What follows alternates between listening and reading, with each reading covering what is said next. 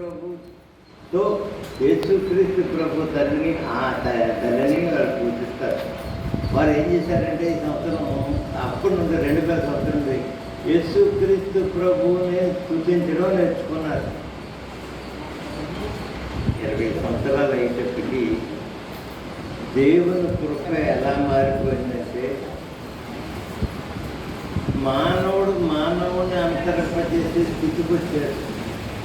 అయినా దేవుడు ఏ మానవుని వదిలిపెట్టలేదు. కోడి తన రెక్కల కింద బిడ్డను ఎంత జాగ్రత్తగా కాస్తుందో ఆయన ఎంత విశ్వాసం ఉన్న వాళ్ళు దేవుడు అంత చక్కగా కాశాడు. మనం ఈ దినాన్ని ప్రభు కృపతో దేవుని మందిరానికి వచ్చాం. మన జ్ఞానం కాదు, మన బలం కాదు, మన శక్తి కాదు, దేవుని కృప. సరే 2020 సంవత్సరం అంతా మానవులు చాలా కష్టపడి జీవిస్తూ వచ్చారు, జీవిస్తున్నారు. ఈనాడు 2020 సంవత్సరం అంతానికి వచ్చాం. 20 సంవత్సరం అంతానికి వచ్చేటప్పుడు ఏమవుతుందంటే క్రిస్మస్ వస్తుంది. క్రిస్మస్ అంటే క్రైస్ట్ మాస్. మనం అందరం సహవాసులతో దేవుడు స్తుతించాలి.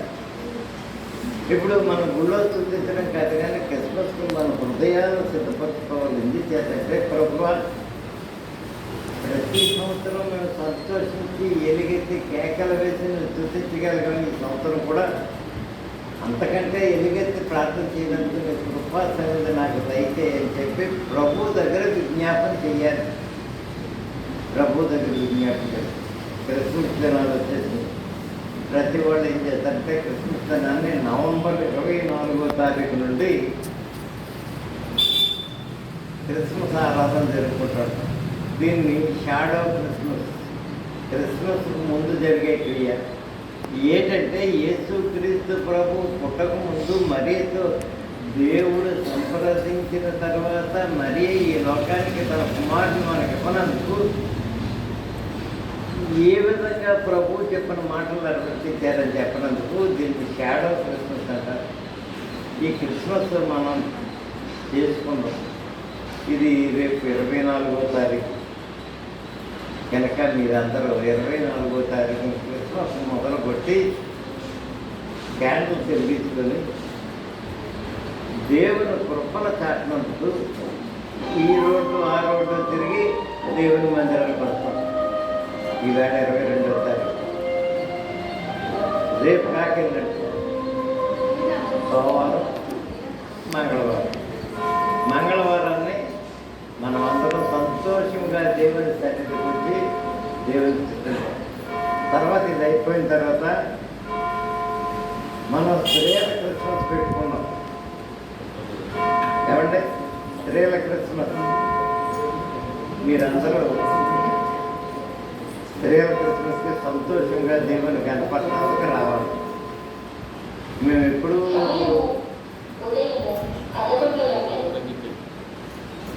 ఎప్పుడు ప్రతి ఆరాధనకి ప్రతిదానికి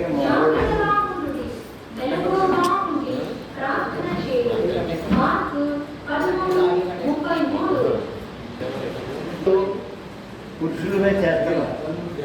ఈ సంవత్సరం స్త్రీల క్రిస్మస్ ఆరాధన పురుషులు కాదు, స్త్రీలే చెయ్యాలి. స్త్రీలే చేస్తారు. ఆ దినం ప్రాముఖ్యత స్త్రీలకే ఇస్తున్నాం. అది మరలా నెలలో పెట్టుకుంటాం. అమ్మా పౌలు గారు రాసేటప్పుడు ఈ రోమా పత్రికను ఏం చేశారంటే ఈ బైబిల్లో పెట్టకూడదని చేసి దీన్ని తీసేద్దారని చూసినప్పుడు వాళ్ళందరూ తీసేద్దారండి.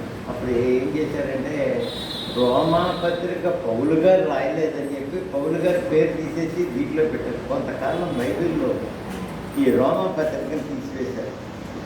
తర్వాత నేను పెద్దవాడైన తర్వాత పాస్టర్ అయిపోయిన తర్వాత ఒక పెద్ద ఆయన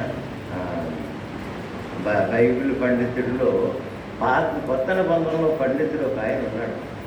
ఆయన పౌలు గురించి చెప్పేటప్పుడు పౌలు ఎక్కడ దెబ్బతున్నాడో అక్కడ ఏడ్చేసుకోడు. పౌలు ఎక్కడ సంతోషించాడు? వాక్యం చెప్పేటప్పుడు అలా చేసేవాడు. ఆయన అడిగితే ఏటబ్బా అంటే కాదండి, దీంట్లో ఎలా ఉన్నది కదా అంటే ఏటబ్బా అన్నదంటే తీస్తారంటే పౌలుకున్న జ్ఞానం ఎవరికీ లేదు కనుక పౌలే రాశాడు. నేను చెప్పాడు, పౌలు రాసేటప్పుడు మనుషులు మనస్తత్వాన్ని బట్టి మనుషులు దేవుణ్ణి హేళన చేసి దేవునిలో ఉన్నానని దూరం అయిపోతున్న వాడి గురించి రాశాడు. దేవునిలో ఉన్నవారిని దూరం అయిపోతున్న రాశాడు. ఇక్కడ ఆయన చాలా గొప్పగా చెప్తుంటాడు. ఏంటంటే ఆయన యందు ఆయన చెప్పాడు 24వ వచనంలో వ్రాయబడిన ప్రకారం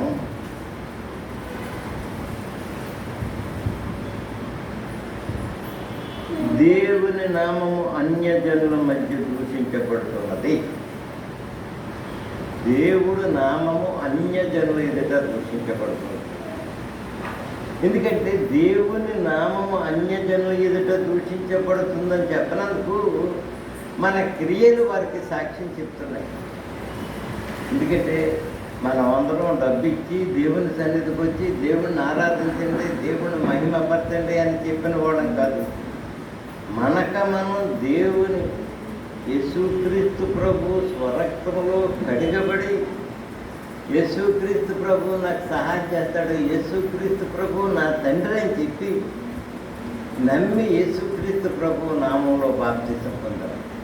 అంతే తప్ప మనకి ఏదో ఇస్తారని ఏదో చేస్తారని కాదు. కానీ ఏది చేసినా నా తండ్రి అయిన దేవుడు చిత్త ప్రకారం చేస్తామని చెప్పి మనం తండ్రికి మరి శిరస వహించాలి. ఈ శిరస వహించేప్పుడు నేను ఎవరిని అని కాదు, కానీ ఆనాడు యేసుక్రీస్తు ప్రభు రక్షకుడని చెప్పి నమ్మి బాప్తిసం పొందేటప్పుడు మనము చాలా వినయంతో విధేయతతో మన బాధ్యతతో దేవుని ఎదుటికి వచ్చాం. కానీ ఈ దినాన్ని ఆ బాధ్యతను మనం వహించాలి. ఎందుచేతనంటే దేవుని దగ్గరకు వచ్చేటప్పుడు అనేక ఆటంకాలు ఉన్నాయి. ఈ కరోనా వచ్చిన తర్వాత గుళ్ళోకి వెళ్ళలేదు, గుళ్ళో తలుపులు పిలిచి వస్తారు. అయినా దేవుని స్తోత్రం, మనం దేవుణ్ణి ఆరాధించుకుంటూనే పెట్టాం, దేవుణ్ణి ఆరాధించుకుంటూనే పెట్టాం. ఇంతవరకు ఈ మన ప్రభు పేటలో కరోనాతో బాధపడిన వారు ఎవరు లేరు. అంటే దేవుని కృప దేవునిలో దేవుడు మన మీద ఉంచాడని చెప్పినందుకు ఇది నిదర్శనం. అవునంటారా కదంటారా? దేవుని కృప చేత మనకి ఎవరికి ఈ అనారోగ్యం రాకుండా వచ్చింది. మరి ఆనందకు వచ్చిందంటారు, ఎంతవరకు వచ్చిందో తెలియదు. కానీ మన పేటలో ఈ అనారోగ్యం రాలేదు. ఎందుకు అనారోగ్యం రాలేదంటే మనము దేవుణ్ణి అగౌరవపరచలేదు, కానీ దేవుణ్ణి మనం వ్యర్థంగా చేస్తలేదు, కానీ అన్యజనుల ఎదుట దూషించలేదు. కానీ దేవుని కృప మనల్ని దూషిస్తుంది. ఎందుచేత నువ్వు ప్రభువు చేత ఆశ్రయించబడ్డావు, ప్రభువు నిన్ను దీవించాడు, ప్రభువు నీకు సహాయం చేశాడు అని ఒక ప్రక్కన దేవుడు మనల్ని అడుగుతుంటాడు. సాతాను ఏం చేస్తుందంటే మరో పక్కనే మనల్ని దూషించు వస్తుంది, మరో పక్కన దూషించు వస్తుంది. ఎందుకు దూషించవచ్చుదంటే ఎలిమి లేదు, చేసుకోవాలంటే పని లేదు. మరి అలాంటప్పుడు మనం దేవుని మహిమను గణపరచాలి, దేవుని మహిమలో మనం ఉండాలి. అన్యజనుల ఎదుట మనం చూసి వాళ్ళు నేర్చుకోవాల్సింది ఏంటంటే ఈ పేటలో ఏమీ రాలేదు, ప్రభు పేటలో ఏమీ రాదు, ఏ అనారోగ్యం రాలేదు. కనుక మనము దేవుని దూషించినామా, దేవుడు మనకు సహాయం చేస్తున్నాడా అనేది ఒక మనం తెచ్చుకోవాలి. మనము దేవుని దూషించలేదు, కానీ దేవుని కృపను అనుభవిస్తున్నాం. కనుక ఇక్కడ మనం నేర్చుకోవచ్చు. ప్రభు మా కుటుంబాన్ని దీవించావు, మా కుటుంబాన్ని దీవించామని చెప్పుకోవాలి. ఈనాడు స్కూల్ తీసేస్తున్నారని చెప్తున్నాడు. స్కూల్ తీసేస్తే ఏమవుతుందంటే చాలా కరోనా వల్ల వచ్చేస్తుందని చెప్పంటున్నాడు. ఏది ఏమైనా దేవుని కృపలో మనం ఉన్న సంగతి మర్చిపోకూడదు. అదొకటి అంటే ఆయన కార్యాలు మనం దూషించకూడదు. ఆయన ఏమంటాడంటే చాలా శక్తిమంతుడైన దేవుడు మనకు సహాయం చేస్తూ జ్ఞాన సత్య స్వరూపి అయిన ధర్మశాస్త్రం జ్ఞాన సత్య స్వరూపి అయిన ధర్మశాస్త్రం జ్ఞాన సత్య స్వరూపం. ఎందుకంటే ఇశ్రాయేలు ప్రజల్ని ఐగుప్తు దేశం నుండి బయటికి తీసుకొచ్చినప్పుడు ఇశ్రాయేలు ప్రజలు విచ్చలవిడిగా జీవిస్తున్నప్పుడు ఐగుప్తు ప్రజలను ఎర్ర సముద్రం దాటించి మోషే తీసుకొచ్చినప్పుడు దేవుడు మోషేతో చెప్తాడు, మీరు బయటికి వెళ్ళిపోయేటప్పుడు మేము మా దేశం వెళ్ళి దేవునికి తీసుకుని వస్తాం, మంచి మంచి ఆభరణాలు వస్త్రాలు మీతో తెచ్చుకోండి అలా. తెచ్చుకున్న తర్వాత వాళ్ళకి తెలుసు దేవుని కృప ఎలాగుందో. ఎర్ర సముద్రం పాయలు చేయబడి 6 నెలలుగా బయటకు వచ్చేసిన తర్వాత ప్రభువా ఇంతమందిని నాకు అప్పచెప్ప వీళ్ళు ఏమి చెయ్యాలని చెప్పి మోషే 40 దినాల ప్రభువుతో పెనుగులాడి దేవుడి చిత్తాన్ని నెరవేర్చడానికి వెళ్ళినప్పుడు వీళ్ళందరూ ఏం చేశారంటే వాళ్ళు తీసుకున్న బంగారు వస్తువులను తీసుకొచ్చి ఒక దూడను తీసుకొని దేవుని స్థితించడం మొదలుపెట్టారు. ఒక దూడను తీసుకుని ఎందుచేతంటే ఆయన అంటాడు, జ్ఞాన సత్య స్వరూపి అయిన ధర్మశాస్త్రం కలవాడమై ఉంది. జ్ఞాన సత్య స్వరూపి అయిన జ్ఞానం, జ్ఞాన సత్య స్వరూపం. ఏంటి స్వరూపం అంటే నా దేవుడు నా హృదయంలో ఉన్నాడు, నా దేవుడు నాకు సహాయం చేస్తాడు, నా దేవుడు నన్ను నడిపిస్తున్నాడు అని 400 సంవత్సరాలు బాధపడిన వాడు బయటకు వచ్చిన తర్వాత మోషే కనపడలేదని చెప్పి వాడు తీసుకుంటాడు. మోషే కనపడ ఈ దినాన్ని మార్చి నెల చివరి నుండి కరోనా వచ్చింది. కరోనాతో బాధపడుతున్నారు. కాకినాడలో రోడ్లు కట్టేసారు, మెయిన్ రోడ్డు తప్ప పక్కన వెళ్ళడానికి ఏమీ రోడ్లు లేవు. అంత ప్రబలమైపోయిన రోజుల్లో కూడా దేవుడు మనకి కాపుదల ఇచ్చాడు. ఈ కాపుదల ఎందుకు ఇచ్చాడని మనం తెలుసుకోవాలంటే దేవుడు నా నామము అన్యజనుల ఎదుట దూషించబడు. మా దేవుడు మమ్మల్ని సంరక్షిస్తాడు, మా దేవుడిలో మేము ఉన్నాం, మా దేవుడు మాకు సహాయం చేస్తాడని ఇరుకులు ఇబ్బందులు ప్రభువుపై ఆధారపడాలి.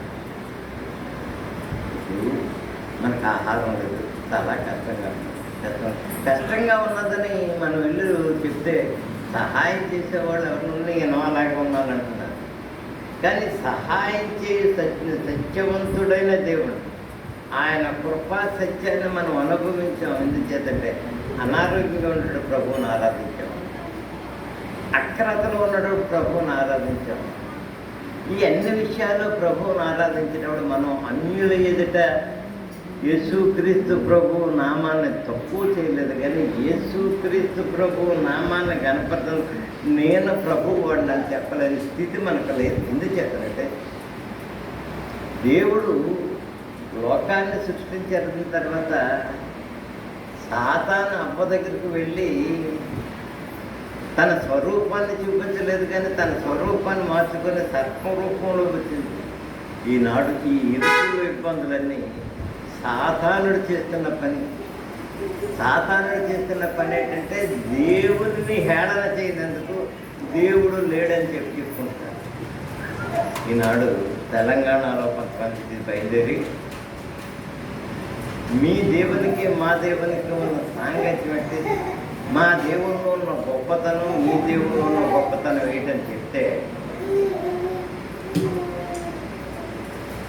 రామాయణం అంతా రెండు, భారతం అంతా మూడు.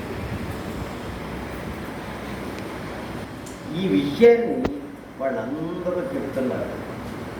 అందరూ చెప్తూ కొంతమంది ఏం చేశారంటే క్రైస్తవ వేదాంతులు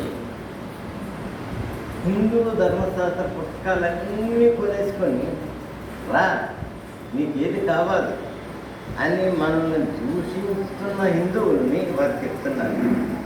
ఏ రామాయణం తీసుకుని చెప్తావు, ఏ రామాయణం చాలామంది రాసిన రామాయణం అది చూసి వారు వాదిస్తున్నారు.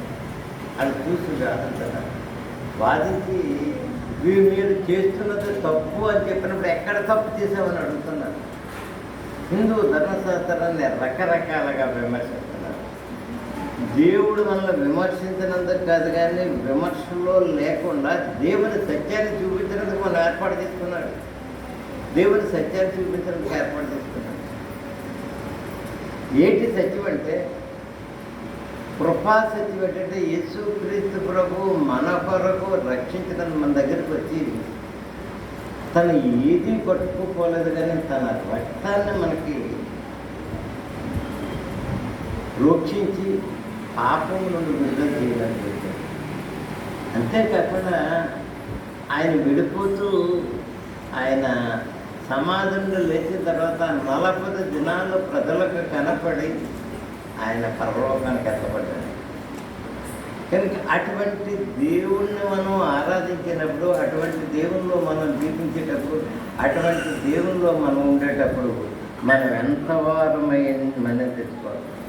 అందుకని పౌలు ఏంటంటే నీతిమంతుడు లేడు, ఒక్కడు లేడు, అందరూ పాపం చేసి దేవుడు అనుగ్రహించి మహిమను పొందలేకపోతాడు. కనుక నీతిమంతులమని చెప్పుకోవడం కాదు, నీతి క్రియ మనం విడుదల చేయాలి. ఏది విడుదల చేయాలంటే మనకున్న దానిలో దేవుని ఎదుట మనం స్తుతి చెల్లించినందుకు రావాలి. స్తుతి చెల్లించినందుకు రావాలి. పూర్వం క్రైస్తవత్వంలో ఇక్కడ ఉండేటప్పుడు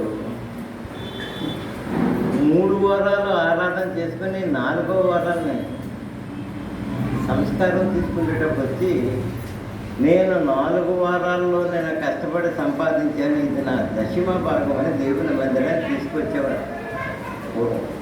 అసలు ఆ దశమ భాగం అన్నది ఇచ్చేది యేసేపు నేర్పించాడు. యేసేపు నేర్పించాడు నా సమస్తంలో దశమ భాగం అంటాడు. కనుక దేవుని దగ్గరకు వచ్చేటప్పుడు నా హృదయాన్ని ఇస్తున్నానని రావాలి. నా హృదయం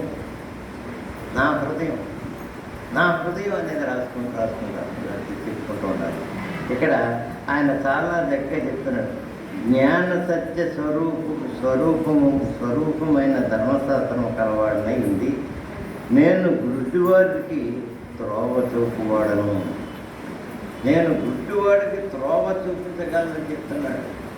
ఎందుకంటే లోకమంతా రకరకాల బాధలు ఉన్నారు. రకరకాల బాధలు. ఇప్పుడు వచ్చిన బాధ ఏంటంటే ప్రతి ఓడు ప్రసంగికుడే, ప్రతి ఓడు దేవుడి వాక్యం చెప్పేవాడు. ఇప్పుడు సంచేసుకొని దగ్గరికి పోతాడో ప్రార్థన చేస్తాడు, నా దగ్గరికి సేవకుడు వచ్చాడండి ఎంతో పంపిస్తాడు.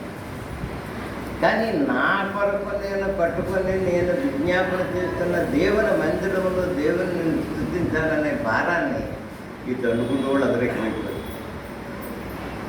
కనుక మనం జ్ఞాపకం చేసుకోవాలి. నా దేవుడు, నా మందిరం, నేను నా ప్రభువు, నేను నా ప్రభు. ఇది చెయ్యలేకపోతున్నాం. ఎందుకు చేతంటే దేవుని సహవాసంలో నిగ్రత లేదు మనకు. దేవుని సహవాసంలో నిగ్రత లేదు. దేవుని సహవాసంలో నిగ్రత ఉంటే యేసుక్రీస్తు ప్రభు సాతానా వెనుకపోని ఖండించిన రీతిలో మన విశ్వాసం నిలబడతలేదు.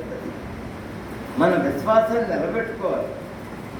ఇరుకులోనూ, ఇబ్బందులలో, కష్టంలోనూ, నష్టంలోనూ నాకు తోడై ఉన్న దేవుడు.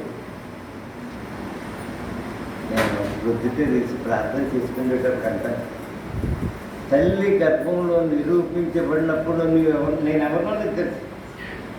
ఇప్పుడు నేను ఎవరినో తెలుసు. కనుక ఇరుకు, ఇబ్బంది, కష్ట నష్టంలో నీవు నాకు తోడుగా ఉన్నావు. ఈ దినాన్ని నాకు లేమి కలుగజేయలేదు. వందనాలు.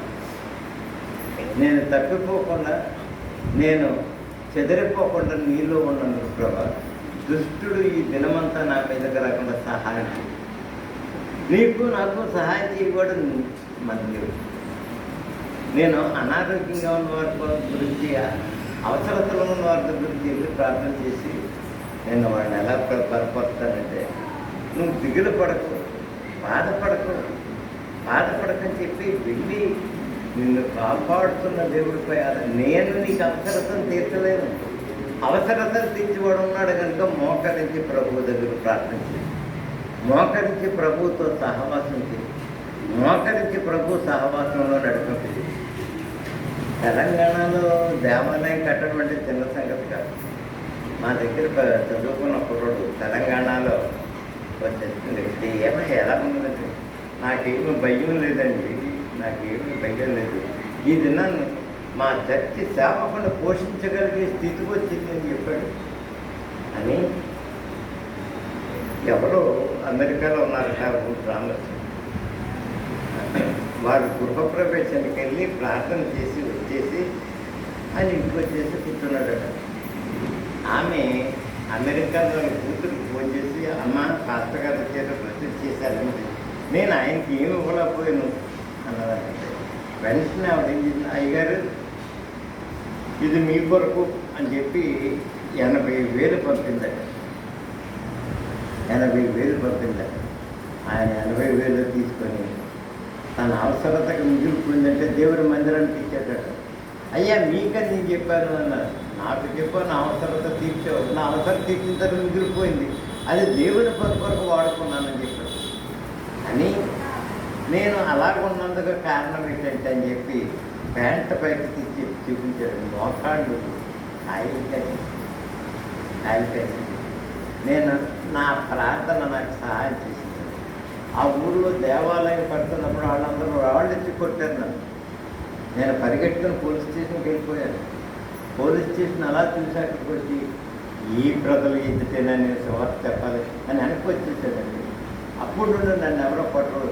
ఆ పేటలో ఉన్న వాళ్ళందరూ ఏ విషయమైనా నన్ను నడకుండా పనిచేయగలరు. కనుక నువ్వు చేసేది దేవుని దగ్గర విజ్ఞాపన చేయాలి. మోకాళ్ళు వేయడం అంటే నీ సమస్త శరీరాన్ని మలుచుకోవడం. ఆకాశంలో ప్రభు ఉన్నాడు, యెహోవా పరిశుద్ధుడు, యెహోవా పరిశుద్ధుడు గాన ప్రతిగానాలు చేసిన దేవదూతలు వాటికున్న 6 రెక్కలతో 2 రెక్కలతో దేవుని ప్రకాశమానమైన వెలుగు చూడలేక తప్పుకుంటాడు. 2 రెక్కలతో ఆయన ఎగురుతూ ఆయన ఎదురుంటాయి. 2 రెక్కలతో తమ శరీరాన్ని మలుచుకొని కప్పుకుంటాయి. కనుక ప్రభువు దగ్గరికి వచ్చేవాడు. నేను కాదు ప్రభా, నీవు నీ ఎదుటకు వచ్చే ఇంత మహత్వ కలిగిన వాడు నీవు ఉన్నావు కనుక అని చెప్పుకొని ఆయన యందు మనం చేయవలసింది ఏంటంటే జ్ఞాన సత్య స్వరూపమైన ధర్మశాస్త్రం. నేను గుడ్డివారికి త్రోవ చూపువాడను. జ్ఞాన సత్య స్వరూపమైన ధర్మశాస్త్రం. మోషే మనం జీవించినందుకు తప్పుకోకుండా ఉన్నందుకు 10 ఆజ్ఞలు మనకి ఇచ్చాడు.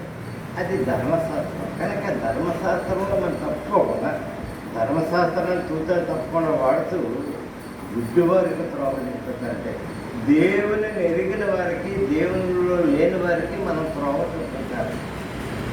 అంతే తప్ప మనం నేను అలాగే ఉన్నానని కాదు, దేవుని కొరకు. ఎందుకంటే సాతానుడు మన ప్రభు ఎదుట తిరిగారు. సాతానుని జయించగలిగిన శక్తులు ప్రభు నాకెందుకు సహాయం చెయ్యి, నాకెందుకు సహాయం చెయ్యి అనే దేవుని అడగగలిగే ప్రశ్న మన హృదయంలో ఉండాలి. దేవునిచే వాదం ఆడగలిగిన పరిస్థితి మనకు ఉండాలి. దేవునితో నిబ్బరం కలిగి ఉండే పరిస్థితి. ఆనాడు దేవుని నామం పేట రక్షించబడి బాప్తిసం పొందిన తర్వాత నిన్ను కాపాడుతుంటాడు. ఈవేళ కూడా కాపాడుతున్నాడు. కానీ దేవా నిన్ను నమ్మి వచ్చాను, ఇప్పుడు నేను ఎందుకు ఈ స్థితికి వచ్చానని దేవుడిని అడగగలుగుతున్నావా? ఒక్క మాట చెప్పండి. దేవా నాకు ఎందుకు ఈ అనారోగ్యం రావాలి? నేను ఒక్కడే తిన్నాను, అందరూ తింటున్నారు కదా, నా తప్పుకోవచ్చు. అందరూ పెట్టేసింది ఆ ఎరువులు ఆహారమే కదా తిన్నాం. కనుక మమ్మల్ని ఎందుకు ఇలా చేసావని చెప్పగలిగిన ధైర్యం మన హృదయంలో ఉండాలి. సాతానును జయించాలంటే దేవుని శక్తి నీలో ఉండాలి. యేసుక్రీస్తు ప్రభు ఇద్దరిద్దరిని సమాజంలో పంపాడు.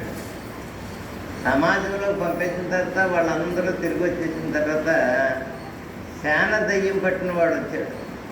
వాళ్ళు అంటారు, నీ శిష్యుల వల్ల కాలేదు, నీ వల్ల ఏమైనా జరుగుతుందా అని యేసుక్రీస్తు ప్రభు డకాయించేటప్పుడు యేసుక్రీస్తు నేను ఎంతకాలం మీతో ఉంటాను, నేను ఎంతకాలం మీతో ఉంటానని చెప్తాను.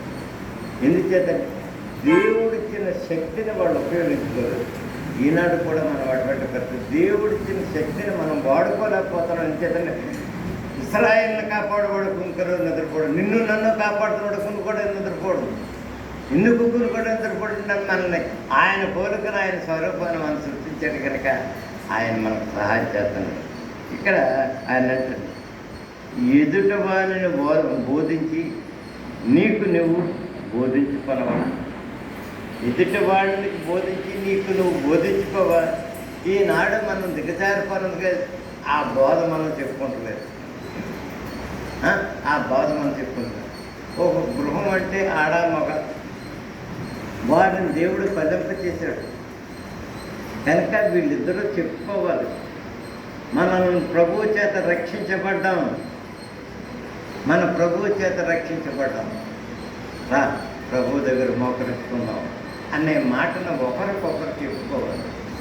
ఒకరికొకరు చెప్పాలి. ప్రభు దగ్గర మోకరించి నీ ఇరుకు ఇబ్బంది సత్యంలో ఎప్పుడు దేవుడు సహాయం చేస్తాడు. దేవుడు సహాయం చేస్తాడు. నేను మీ దగ్గరికి ఎలా చెప్తాను, ఏదో ఆశపడిన అనుకుంటున్నారా? నేను ఏదో సంపద సంపాదించానంటారా? నాతో తిరిగిన కుర్రాడు మీకేంటండి అంటారు. నాకేంటంటే ఏమున్నది? నేను ఏదో వేల జీతగానే కాదు. నేను యేసుక్రీస్తు ప్రభువుని సంపాదించుకున్నాను. బిఏ పాస్ అయ్యాను. 4 సంవత్సరాలు హైదరాబాద్లో ప్రభు సేవ కొరకు తర్ఫీదు పొందాను. ఈ చదువు లేకపోతే సెమినరీలో పనిచేయడానికి తీసుకున్నది ఎంత కావాలంటే ఈనాడు నేను 25 సంవత్సరాల పనిచేశాను సెమినరీలో ఖచ్చితంగా అనుకుంటాను. నా జీవితం ఇప్పటికి అంత తెలుసండి, 12,000.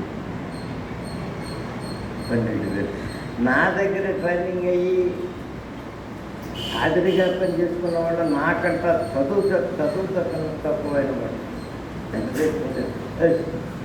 10,000 నేను 40 తీసుకున్నాను, నేను 20 తీసుకున్నాను, నేను 25 తీసుకున్నా అని చాలా అతిశయించున్నాను.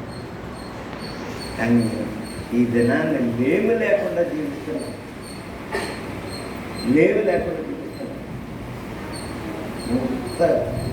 7,000 జీతాలు తెచ్చుకున్నవాడు కూడా నాలో సంతోషించాడు. ఎందుచేతనంటే నేను ఆశ్రయించిన దేవుడు గొప్పవాడు కనుక లోకం గుడితనంలో దేవుడిని ఆశ్రయించే దేవుడు సహాయం చేస్తాడని చెప్పాలి. దేవుడిని ఆశ్రయించే దేవుడు సహాయం. ఈనాడు మనం నిలిచి ఉన్నామంటే దేవుని మహా ఉచితమైన కృప తప్ప ఏమి కాదు. మామూలు కదా, మహా ఉచితమైన కృప. ఏమండి, మీకు అప్పులు లేవా? మీకు కష్టాలు లేవా? ఇన్ని కష్టాల్లో అప్పుల్లో యేసుక్రీస్తు ప్రభువుని ఆరాధిస్తున్నారు కదా. ఇది సహాయం యేసుక్రీస్తు ప్రభు చేస్తున్నారు, మీరు చేస్తున్నారు. ఆయన అంటాడు, ఎందుకంటే నీవు ప్రభువు ఎదుట మోకరించినప్పుడు నీ సంపాదన గుప్తపరుచుకో. నా ప్రభువు నాకు తోడుగా ఉన్నాడు, నా ప్రభువు నాకు సహాయం చేస్తాడని చెప్పు. ప్రభు సహాయం నీవు హృదయంలో భద్రపరుచుకో.